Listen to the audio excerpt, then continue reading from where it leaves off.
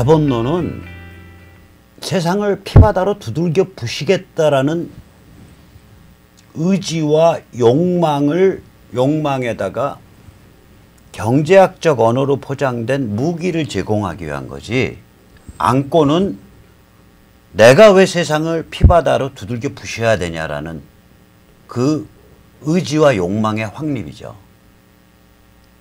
그럼 어떤 책을 말씀하시는 거죠? 막스로 치면 브루메르 18일. The 18th of Brumaire. 이런 책이 그런 종류의 책이에요.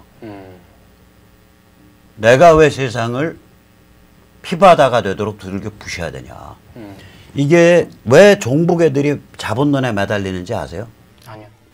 막시즘의 정치 철학, 내가 왜 피바다로 세상을 두들겨 부셔야 되냐를 들고 파다 보면 김일성, 영생교 저거 웃긴 자식들이네. 저것도 피바다로 두들겨 부셔야지 이렇게 되는 거예요. 그러니까 진짜 빨갱이의 정치 철학을 들고 파면 김일성, 영생교, 평양이 공산혁명의 대상이 돼요. 그게 제 경우거든. 그러니까 선생님이 항림을 만드실 때 이미 저는 반복 성향이었어요. 그래서 보세요. 아까 제가 보세요. 박성준 통역당 서울대 경제학과, 네. 신영복 통역당 서울대 경제학과. 네. 이 사람들이 보는 빨갱이 서적은 자본론이라고. 그래서 여기 종북 간첩스런 그 지하 밀봉 교육의 코어는 막스 경제학을 딱 가르쳐 놓고 그 다음에는 바로 김일성 주체 사상을 얹어버리는 거예요. 브리메르 18일이나 이런 게 아니라 그런 거 안 가르쳐요. 전혀. 이쪽 일공도 그래요. 일본 공산당도. 왜 그러냐면 일공이 의외로 이 신토 텐노 체제를 두들겨 부시는 그 파괴적 한 개인이 나 한 몸 다 불살르고 빠개져도 좋아. 세상 그냥 피바다로 부셔버리겠어라는 그 한 개인이 원자폭탄이 팍 되는 그 통로. 그게 핵심이라고 보는데. 예. 지하드 같이 한 개인이 원자폭탄이 되어버리는 통로거든요. 그게. 오리지널 급진 정치 철학이라는 건. 일공이 그걸 안 가르친다고. 그건 왜? 제가 보기에는 일본 사람들이 개인이라는 걸 이해를 못하니까 그런 것 같아요. 그 사람들은 베이스가 신토 텐노의 그 집단에서 출발하잖아. 그 문화가. 그래서 일본 사람들은 낯설어서 그걸 안 가르친 것 같고 여기는 그걸 가르쳤다가는 김일성 영생교랑 쫑이 나니까 안 가르치는 거예요. 여기 코스는 북한도 똑같을 거예요. 북한 지금 막스 책, 레닌 책, 스탈린 책 다 금서거든. 근데 거의 유일하게 보는 게 있으면 막스 자본론은 풀려 있을 거예요. 브루메르 18일 이런 거 100% 금서지 북한선. 여러분 그런 종류의 그 한 개인 단위에서 원폭이 되는 길, 원자폭탄이 되는 길을 가르쳐 놓으면 이거는 난리가 나는 거 아니에요. 영생교를 어떻게 받아들이겠냐고. 왜 그러냐면 개인 단위에서 원폭이 된다는 건 뭐냐면 운동과 혁명이라는 것이 내 개인의 실존에 무엇을 뜻하는가라는 문제예요. 이 화두를 권장을 안 하지. 개인적 결단. 예, 운동과 혁명이 내 개인 실존에 무슨 뜻을 가지냐. 이 화두를 물고 늘어졌을 때 그 개인이 원자폭탄과 같은 진짜 악질이 되는 거예요. 제가 그랬어. 그러니까 이미 다른 형태의 교육을 받는 상황에서 어떻게? 그게 저기 하숙집에서 누나 잘못 만나서. 누나요? 하숙집 누나가 이대를 다녔는데 이게 문학을 한 사람이요. 철학을 하고. 예. 그 나한테 루카치에 그때는 번역 안 됐을 때 제가 그때 만 18살 3개월일 때야. 대학생이셨고. 제가 학교 1년 일찍 들어갔으니까.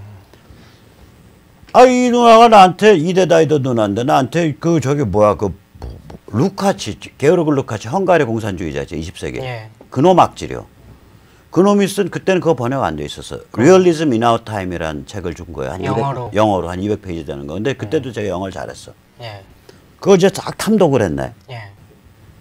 한 달 탐독한 다음에 나 공산주의자 되겠다고 생각했어. 왜 그러냐면 거기서 뭐를 가르치냐면 예. 야, 너한테 도덕 있냐? 너 무도덕한 존재 아니야. 너 세상 사는데 도덕적 기준, 선악 판단하는 게 너 가능하니? 너 불가능하잖아. 너 스스로에 대해서 굉장히 이상하게 느끼잖아. 그런데 가만히 생각해봐. 이건 너의 책임이 아니야. 이거는 자본주의 상품 사회가 인간을 그렇게 만들어. 이 물씬 숭배가 피티시즘이 인간을 그렇게 만들어. 그러니까 너의 그런 무도덕한 해체된 상태를 극복할 수 있는 유일한 길은 프롤레타리아트 공산혁명에 복무하는 거야. 그러니까 질문이 개인을 향하는 예, 질문이 개인을 향해요. 그래서 그게 악질이라고. 저보고 20세기 전 세계 공산주의자 중에 제일 악질적 거짓말한 새끼, 제일 악마 같은 새끼 누구냐? 저는 게오르기 루카치를 꼽아요. 근데 걔는 그게 고백일 수 있어. 걔가 집안이 부유한 유대계 그 은행가 집 출신이잖아. 그러니까 그런 종류의 철학적 고민에서 출발한 자기 개인의 예, 그런 종류의 18세셨으면은 예, 1학년 1학년 때 1학년 그게 뭐야? 1학년 6월달 7월달에 그래서 그 책을 딱 읽고 내가 지하 서클을 찾아갔다니까. 자의로 찾아가서 이제 여름에 이제 농촌 가자마자 이제 농촌 활동 간다고. 예. 그 뭐 세미나 한다고 해서 예. 그 65학번, 66학번 이런 한 10살 위에 아재들까지 와가지고 한 40명이 앉아서 수덕수덕 하는데 지들끼리 하는 얘기 들으니까 이것들이 뭐 대충 사회주의적 민족 경제를 얘기하고 있는 거야. 아까 말씀하신 예. 사회주의적 자급자족 민족 주체 경제 사실은. 수출 주도의 그게 아니라 그리고 약간 사회주의 성향이 가미된.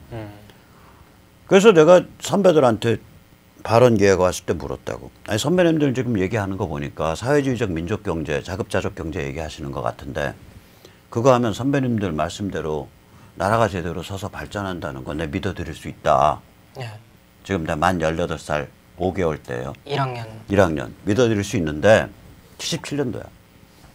문제는 뭐냐. 지금 우리가 수출 경제하고 있지 않습니까? 그러면 제가 그냥 어린 마음에 생각하기도 이런 수출 경제를 하다가 사회주의적 민족 경제로 이행을 하면, 이행이란 단어를 썼어요, 제가. 이행을 하면 그 이행 과정에서 제가 그냥 어림짐작해도 200만 명 죽어나갑니다. 그거 사람 안 죽는다는 보장과 길을 제시한다면 내가 내일부터 당장 사회주의적 민족 경제 하겠다고 내가 얘기할게요. 그랬더니 선배들이 다 그 아재들이 눈을 바닥에 깔고 아무 소리를 못해. 그래서 저는 지하 서클에 들어가자마자 기괴한 그 이론가로 통하기 시작해서 혼자서 영어책 보고 그래서 그러니까 78년도 2월 달 1학년 겨울방학 끝났을 때는 서울대 선배 중에 저를 타치할 수 있는 사람이 없었어요. 졸업생이건 재학생이건. 그래서 세미나 지도만 다닌 거야 그때부터. 2학년 때부터. 2학년 초부터. 이제 1학년 타대학 1학년생들 주로. 그게 이제 아까 말씀하신 수도권 조직. 예, 그게 나중에 이제 그게 쌓여서 수도권 조직의 기반이 됐죠. 제가 한 15개 대학을 세미나 지도 다녔어요. 그러니까 학교도 안 가고요. 월, 화, 수, 목, 금, 금, 금이야. 예. 그러니까 항상 한 주에 한 10개 세미나 정도 지도 다닌 것 같아. 그러니까 말씀하신 한 2년을. 예. 선생님이 아까 말씀하신 70년대의 그런 이론적 상황이랑 달라지는 핵심적 역할을 하신 거잖아요. 예, 그래서 제가 보면 이제 81년도, 80년에 이제 그 80년 가을에 이제 PD가 시작된 거 아니에요, 학님이. 그게 선생님. 그렇죠. 예. 학생 파트는 제가 짰지. 예. 그러니까 부산과 광주를 제외하고 부산, 예. 광주는 좀 만난 적도 없고 몰라요. 그런데 짤 때 읽을 책이 없어 사실은. 아까 말한 그런 책들이에요. 뭐 리영이의 무슨 뭐 전환시대 논리, 조용범의 민족경제론, 최머시기가 쓴 뭐 서양 경제사론, 이거 다 이제 막시즘 혹은 주체사상 이렇게 약간 포장해서 박현채의 무슨 민족경제론 뭐 이거 포장해서 저자가 감옥에 안 들어갈 정도로 포장해서 이렇게 쓴 책이죠. 근데 그것만 가지고는 머리가 그쪽으로 확 안 돌아가요. 이제 그런 상태니까 이 80년 가을에 그 책을만 읽은 게 아니라 그 이후로 85년 정도까지는 책을 읽은 게 아니라 이 루카치 화두, 혁명과 운동이 내 개인 실존에 무엇을 의미하는가. 그거가 학림 조직에는 기본 화두였다고 저는 생각을 해요. 그럼 교육이 뭐 개인을 질문했다는 겁니까? 그렇게 되죠. 어떤 식인지 좀. 모르겠어요. 제가 아래는 어떻게 교육했는지 모르겠는데 예. 저는 항상 이런 지금 방금 말한 그런 걸 물었어요. 그러니까 책을 주는 게 아니라. 책은 책대로 읽히고 하고 너 왜 이거 왜 하려 그래?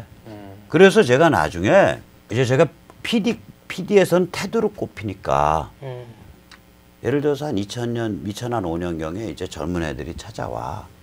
내가 만나면 아 선배님 저도 PD였습니다. 말씀 많이 들었습니다. 반갑습니다. 인사를. 그럼 내가 물어봐. 아저씨는 학번이 어떻게 되셔? 저 90학번입니다. 그럼 딱 하는 말이 있어. 나 선배라고 부르지 마세요.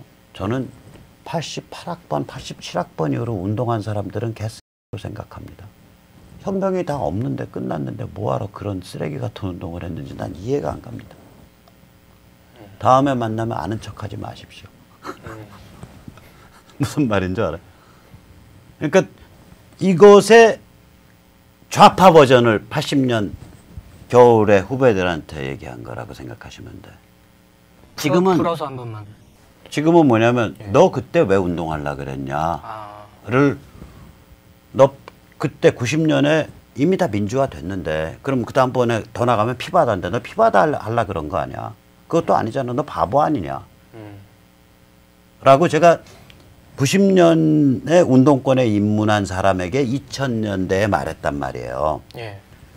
다시 돌아가서 1980년 겨울, 81년 이때 제 후배들한테 묻는 말이 같은 문맥이야. 너 왜 혁명하려 그래? 너 네 몸을 파괴할 준비가 돼 있냐? 네 인생 파괴할 준비가 돼 있냐? 왜 네 인생과 네 몸을 파괴하려 그러냐? 이런 질문을 던지는 유형이어갖고 그 나중에 85년대 깃발 때 그 김근태 씨 그 잡아서 고문해가지고 욕 바가지로 먹고서 그 사회적으로 매장당한 이근한 씨라고 있잖아. 예. 이근한 씨가 제 취조실에 들어왔다가 제 취조관한테 저 새끼 악질이라고 저 새끼는 죽여야 된다 그랬다. 그게 81년. 그건 85년. 근데 깃발 때도 잡혀 들어갔었으니까. 그러면은 그런 개인적인 화두와 함께 그렇죠. 그런 걸 물었던 거지. 공부는 그런 책이나 이런 건 큰 차이가 없었던 큰 차이가 없죠. 80년에서 81년에서 85년 사이에는 큰 차이가 없는 거예요. 뭐 브리메르 18일이라던가 그런 거 못 읽지. 책 자체가 없어. 그러면 85년까지를 말씀하신 건 85년 이후에는 확 달라지죠. 그 이제 범인이 전데 예. 제가 미국에 이제 감옥 갔다 와서 잠깐 나갔다 있다 왔다고. 예. 잠깐 나갔다 있으면서 이제 혁명을 어떻게 할 거니까 고민을 할 거 아니요. 워싱턴 DC에 가면 그 러시아 출신 사람들이 하는 소련 책방이 있었어요. 그러니까 소련에서 나오는 서적은 다 있는 거야 거기에. 예. 그러니까 러시아 원어하고 영어하고. 거기서 빨갱이 책을 엄청 샀지. 원서를. 나 원서 처음에 그때 처음 나 캐피탈 봤네. 자본론. 그러니까 막스 책, 앵겔스 책, 레닌 책 이제 보면서 이제 도서관 가서 보면서 거기서 엄청 산 거예요. 그래서 한 두 트렁크를 딱 골라갖고 제가 마지막에 한 학기를 예일 다녔거든. 84년 말에. 예. 예일 다닐 때 거기 빨갱이스러운 언니가 하나 있었어. 예일 대학원 과정에 백인 여자인데 사회학과. 얘한테 부탁을 해서 트렁크에다가 껍질 다 벗기고 알맹이만 넣어서 막스 책과 레닌 책을 두 트렁크를 비행기표 끊어주고 나보다 하루 늦게 비행기로 들어오라 그랬지. 그래서 그 백인 여자 대학원생, 사회학과 대학원생이 두 트렁크를 빨갱이 책을 저한테 배달을 해준 거예요. 그게 85년도 1월 초예요. 그래서 여기 서울에 있는 세종호텔에서 방 잡아줘서 묵게 하고 이틀 묵게 하고 보냈거든. 예. 그때 두 트렁크를 제가 접선해서 받았을 거 아니야. 예. 그 다음부터 그냥 번역 작업실 차려놓고 그냥 막스 레닌 책 막 번역해서 뿌렸죠. 그때 번역된 책들이 예를 들면 제일 처음에 된 게 이제 그거는 그때는 상업출판이 아니야. 어차피 지하로 해서 그냥 뿌리는 거예요. 레닌의 무엇을 할 것인가. 그때 제목을 걸리면은 한번 빠져나가라고 독일 국민주의 운동의 고함이라고 바꿨죠. 제목을 바꿔서 지하책으로. 그게 그 휩쓸었죠. 레닌의 무엇을 할 것인가. 예, 그 다음에 그리고 한 1년 지나서는 막스 자본론 나왔지. 그건 상업출판 됐을 거예요. 한 1년 반 지나서는. 1년 반. 2년 지나서는. 그러니까 그 전에는 그런 레닌 책들이 주로 일보 전진, 일보 후퇴 이런 것들. One step forward, one step backward. 이런 혁명공학에 관한 책들이거든요. 이거 다. 예. 그런 책들이 팜플렛 형태로 무료 지하 출판돼서 뿌려졌죠. 그런데 그때 마스터 복사기가 나왔다고요. 그래서 저는 민주화운동 1등 공신은 이른바 혹은 급진운동 1등 공신은 마스터 복사기라고 생각해요. 그게 85년입니까? 80년대 초반이에요. 지금 사람들은 그냥 이 복사기가 너무 빨라서 마스터 복사기를 안 쓰잖아. 예. 옛날엔 이 복사기는 속도가 늦고 마스터 복사기라는 게 있었어요. 하나하나를 필름으로 뜬 다음에 대량으로 찍어버리는 거라고. 한 500부, 1000부, 2000부를. 대량으로 이제. 대량으로 찍어서 이제 막 뿌리는 거죠. 그리고 먹고 살려고 뭐 대학 앞에 전부 마스터 복사집이 막 수십 개씩 들어오니까 한 명 잡혀가면 또 옆에 집에서는 또 먹고 살려고 잡혀갈 때까지 또 그거 하고 그 남편 잡혀가면 마누라가 또 그거 하고 마누라가 이제 잡혀갈 편이 나와서 또 하고 그렇게 이게 컨트롤이 불가능한 상태가 돼요. 마치 요새 우리 자유민주 우파 애국 시민 사이에 소셜 미디어와 유튜브가 컨트롤 불가능하잖아, 쟤들이. 이 컨트롤 불가 상황이 돼요. 85년경이 되면. 그래서 그 출판 환경을 빌려가지고 그냥 레닌 책이 막 퍼져나가고 막스 책이 퍼져나간 거예요. 그러니까 이게 뭐가 돼요, 이게. 그런 끔찍한 일이 벌어진 거지. 그럼 아까 얘기했던 깃발 그룹이 그 85년에 가져오신 레닌 서적의 영향을 받았다고? 많이 받았죠. 이게 어떤... 깃발이 선도택이거든요. 예. 그 당시 용어로 선도택. 예. 그러니까 이 대중이 약간 낯설어하는 정도로 그렇게 선도적인 투쟁으로 공격해야 된다. 그러니까 선도 어택. 그래서 선도택이에요. 그게 정확히 레닌의 뱅가드 이론이거든. 뱅가드가 전위잖아. 예. 레닌이 당을 정의할 때 혁명의 전위라고 얘기하잖아요. 예. 전위라는 건 선도를 해서 공격을 한다는 얘기잖아. 그러면 이때까지 공격 대상과 다른 공격 대상을 공격하니까 대중은 약간 처음에 낯설어요. 그걸 레닌 용어로는 대중에 대해서 반보 앞선다고 표현해요. 대중이 반보 정도 뒤따라올 정도. 너무 앞서서 공격하면 안 되고 대중이 약간 낯설어하는. 야, 저걸 왜 공격하지? 생각해보니까 저거 공격하는 건 맞네. 그런 상대방을 항상 공격해라. 그게 선도택 이론이거든. 깃발 노선 뭐냐? 선도택이에요. 하나만 여쭤보자면 아까 깃발이 84년이라고 하셨는데 84년에서 85년까지 했죠. 선생님이 레닌을 가져온 건 85년 1월인데 그걸 밤새 번역해가지고 저기 손가락에 쥐관하게 타자를 쳐서 85년도 1월 말인가 2월 초에 뿌려졌어요. 근데 이제 84년에 조직된 깃발은 그럼 84년까지는 레닌 못 읽지? 은 아니고. 네, 그러니까 6.25 후에 레닌 책을 혹은 막스 책을 번역해서 보급시킨 건 저라고 봐야 돼요. 대중적으로 번역해서 보급시킨 건. 깃발 사건이 건건되는 게 언제? 85년도 여름. 여름. 네. 1월부터 여름까지. 예. 그게 굉장히 빨리 퍼져나갔어요. 그게 이제 아까 얘기했던 미문화원 점거. 그건 85년도 늦봄, 초여름이잖아. 미문화원 점거가. 그러니까 그것도 아까 말했던 선도택이죠. 전형적인 선도택이죠. 당시 관점에서는 선도택이라는 건 생각도 못할 일이죠. 그러니까 깃발 그룹이 주도를 했다는 게 그런. 그렇죠. 그러니까 그런 용어들을 썼다고. 대중 추수주의. 요새는 그런 말 많이 써요. 애들이. 그 요새가 아니라 그 다음번에 추수주의가 이게 레닌주의에서 테일러리즘이라고 부르는 거거든. 예. 대중의 꼬리를 쫓아가는 거. 항상 대중에 뒤처져서 눈치 보면서 대중이 이렇게 가니까 이렇게 하고 여론조사 쫓아가는 정치인 쉽게 말하면 대중을 이끄는 정치인이 아니라 오늘 여론조사를 보고 내일 행동하는 놈. 이게 추수주의지. 그러니까 레닌이 혁명에 적용을 해서 그렇지 거기 정치공학 중에 이렇게 음미해 볼 만한 게 많아요. 근데 이걸 피바다 혁명에 적용을 해서 문제인 거야. 예. 네, 아까 이제 77년에 여름 농촌 활동 가셔서는 그런 폭력 혁명을 못 하겠다고 하셨는데 그러면은 그게 이제 저는 그래서 그게 언제 확 바뀌었냐면 예. 저 때 바뀌어요. 결심을 한 게 저기 광주 후에.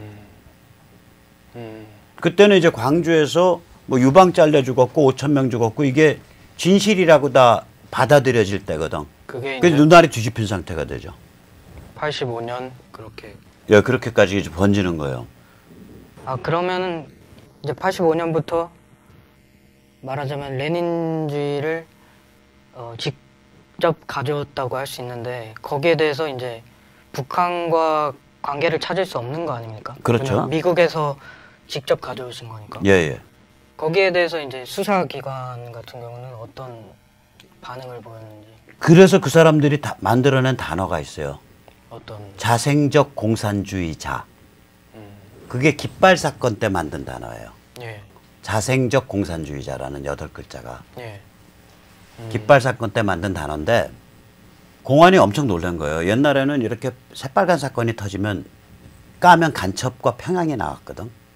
근데 얘들은 까니까 수사를 해서 파고 들어가 보는데 이건 간첩 공안이 아니라 진짜 이건 지들이 책을 번역했고 지들이 막 막스 레닌 원전을 어디선가 구해갖고 한국말로 바꿔서 막 읽고 있고 이런 거야. 그러니까 쇼크를 먹은 거예요. 이건 자생적 공산주의다.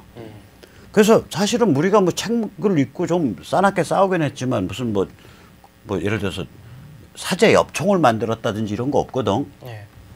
85년도에. 예. 얼마나 이 공안 쪽이 겁을 먹었냐면 그 20살, 21살짜리 애들 그 자취방에 체포하러 와서요. 몸을 사시나무 떨듯 떨고 경찰이 너무 처음 있는 일이라 권총을 빼갖고 그 20살짜리 자는 애 머리에 대고서 완전히 깨구락지 만들어서 접어가지고 끌고 왔다니까. 수갑 3개나 채워서.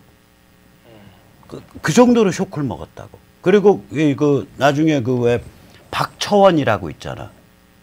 그 박종철 사건 때 고문치사로 해서 옷 벗은 대공수사단 단장. 예.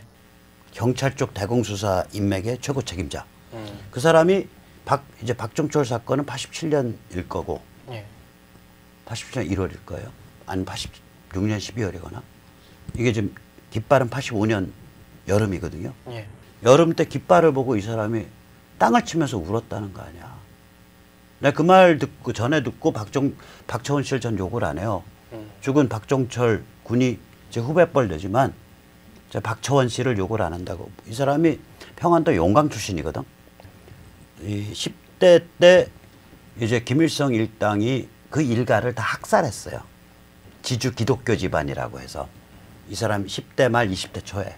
그래서 혼자 단신으로 월남을 해서 경찰에 투신해서 대공에서만 일한 사람이에요. 이 사람이 적발해서 사형장 보낸 간첩이 100명은 될 거야. 6.25 와중 이럴 때까지 다 계산하면. 이 사람이 이 깃발 사건 보고 땅을 치면서 울었다는 거야. 책상 치면서 술 먹고. 어떻게 이 조그만 애들이 진짜 빨갱이가 됐냐 이거요. 북한과 연결도 없이. 세상이 어떻게 생겨먹었길래 북한과 연결도 없이 이 멀쩡한 조그만 애들이 전부 왜 빨갱이를 가고 있냐. 그럼 이때까지 빨갱이 잡아서 교수형 보낸 내 인생은 뭐가 되냐. 그 자기 방에서 그 집무실에서 책상 치면서 울었다는 거예요. 그러면서 소주 먹고. 근데 그 말을 나중에 전해 듣고 내가 비록 숨진 박종철 군이 제 조직 후배뻘 되지만 전 박처원 씨 욕을 안 해요. 네. 그럼 이제 좀 시간이 지나서 86년부터는 이제 강철이 등장하는 거 아닙니까? 그렇죠. 그건 또 다른. 이제 주사파가 등장하죠. 그거는 어떻게 되는 건가요? 이거죠. 자 보세요. 막스 레닌주의 이제 내놓고 얘기하고 공산혁명 내놓고 얘기하자. 아 그래 씨 우리 빨갱이야. 우리 막스 레닌 노선에 따라서 이제 투쟁하는 거야. 이제 빨갱이 혁명이다. 이러고 튀어나오는 놈들이 생긴 거예요. 이제 그게 깃발이요. 그 깃발이에요. 자 거기서 한 걸음 더 나가면 뭐가 돼요? 아, 이왕 혁명하는 거 어차피 현실 인정해야 될 거 아니야. 현실은 휴전선 너머에 북한이 있네. 그럼 북한이랑 손잡고 거기 충성하는 척하면서 도움받아서 혁명하면 좋지. 그게 주사예요. 그래서 뭐 PD 막슬레닌주의는 숭고하고 주사는 개걸레가 또 천만에 똑같은 피바다 기둥이야. 깃대봉이야. 여기에 막슬레닌 깃발 올리면은 PD인 거고, 내리고서 김일성 깃발 올리면 김일성 영생교예요. 똑같은 피바다 깃대봉이에요.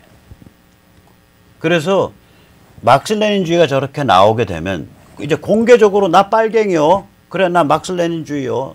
대한민국 공산혁명, 막슬레닌주의 공산혁명 하자. 오케이. 너 그럼 너 그런 김일성 간첩이냐? 아니야. 우리는 빨갱이여 갖고 북한도 우리는 저기 뭐야 공산혁명의 대상으로 생각해. 저거는 아주 형편없는 놈들이야.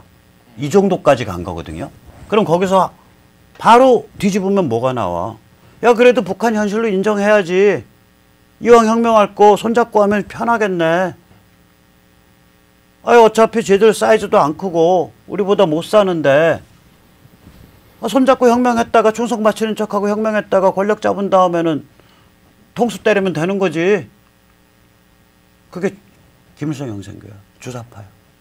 그게 PD 내에서 나왔던. 아니죠. PD가 항림이 기반이었잖아. 예. 원래 있었던 무림 인맥이 내놓고 주사로 돌아버렸죠.